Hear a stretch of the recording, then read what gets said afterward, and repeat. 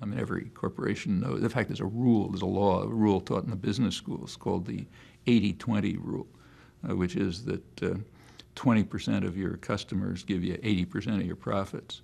And if you can figure out a way to get rid of the other 80%, you're better off.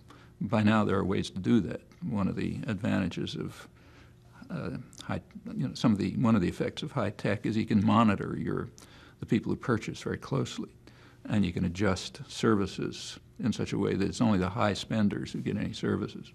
And you call the telephone company to ask a question, and if they instantly know, are you a high spender or a low spender? High spender usually means business. If you're a high spender, you get treated very nicely and so on. If you're a low spender, they essentially want to get rid of you.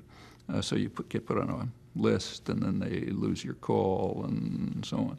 And that's very carefully calculated. I mean, there just was a big study in Business Week about it, but it's perfectly natural. Because remember, these are amoral institutions. In fact, they are private tyrannies which are amoral and required to be amoral.